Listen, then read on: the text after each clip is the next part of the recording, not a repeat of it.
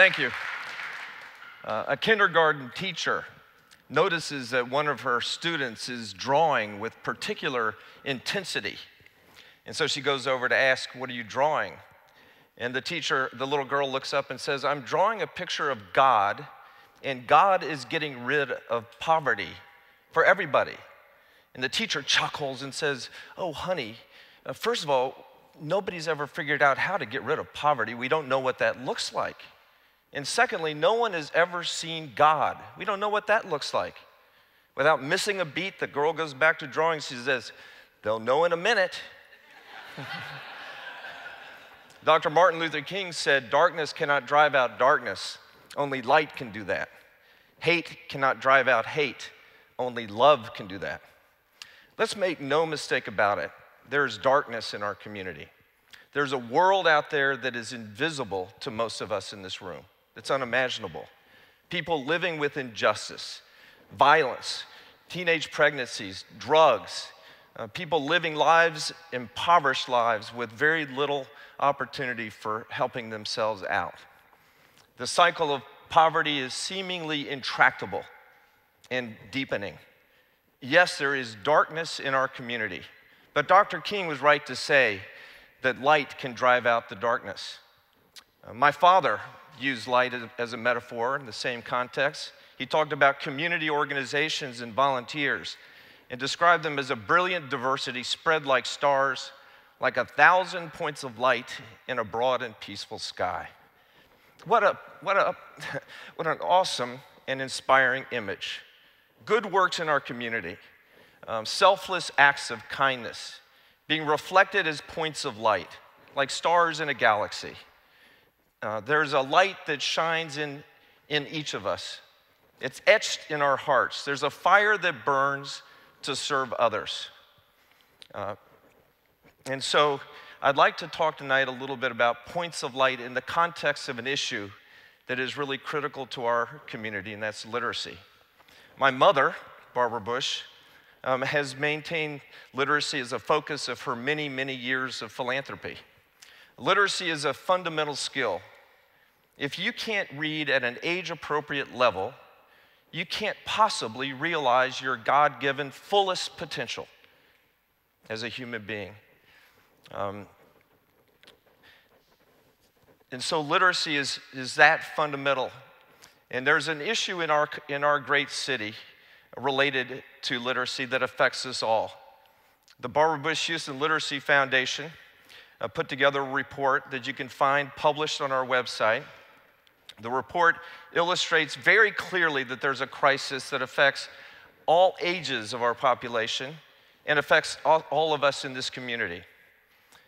Too many kids are born into poverty, and so in their early years, they suffer from a book gap and a word gap.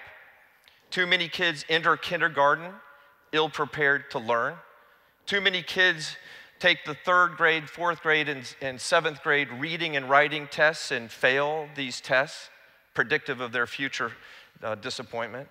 Too many kids drop out of high school, and too many kids that graduate from high school need remediation so that they can succeed in school and succeed in the workplace. And too many of our adults are functionally illiterate. We have a crisis in this city. The statistics are frightening, and this is a basic human rights issue in my mind. It's an issue that affects the individuals, but it affects all of us. It affects all of us because there's a strong correlation between literacy and crime.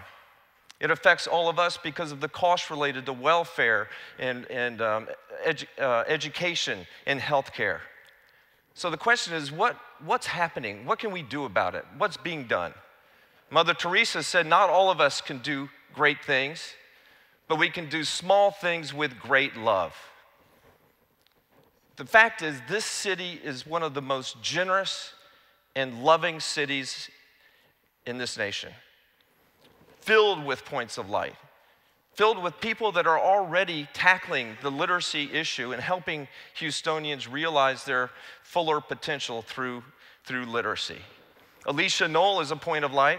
Alicia is one of 250 volunteers working with struggling first graders as a volunteer. She volunteers 1 hour a week, And she knows her intervention with these two cute little kids is helping them, but she also gets satisfaction out of helping it, and she urges others to volunteer by saying, try it once, you'll be hooked.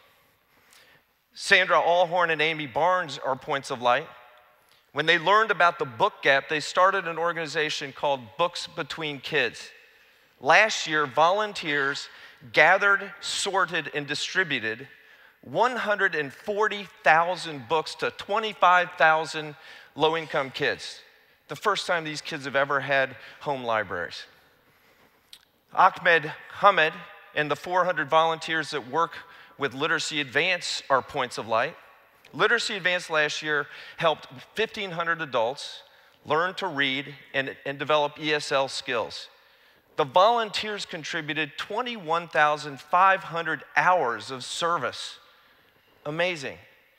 The 4,000 people that work with Elves and More who build bikes and distribute bikes are points of light. Last year, Elves and More gave 10,000 bikes to low-income kids who met literacy benchmarks set up by their teachers in HISD schools. There are thousands of points of light working for tens of organizations in our community. And it's exciting to see that good work. But it's as though they're doing this work in silos because the problems that face our society persist. And so we've got to think about doing things in a new way. John Kennedy said, "We are not here to curse the darkness, but to light a candle that can guide us through the darkness to a safe and sure future. For the world is changing, the old era is ending, the old ways will not do." As a community, we need to set our minds to thinking of magical, seemingly impossible ideas.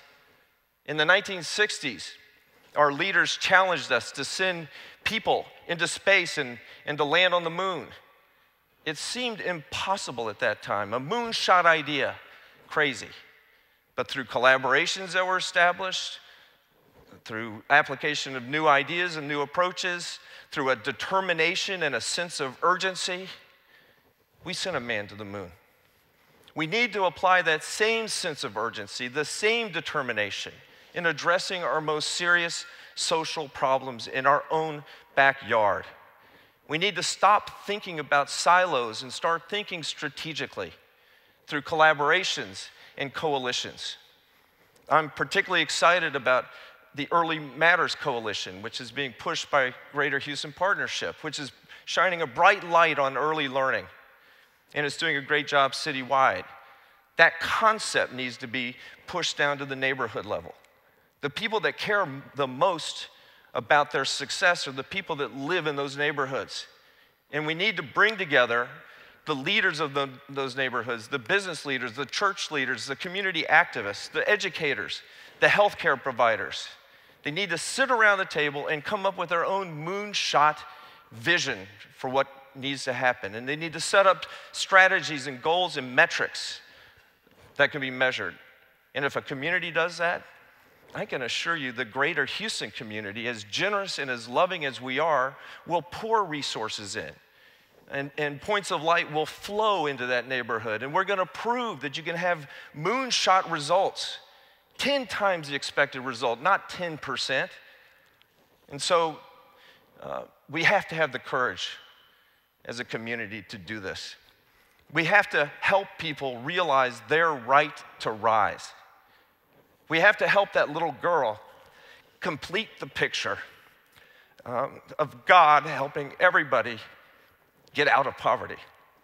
Everyone can play a role in this room and around, and there are a lot of people already playing vital roles in this way. But everybody can play a role. If you go to connectforliteracy.org, you can find a role for you.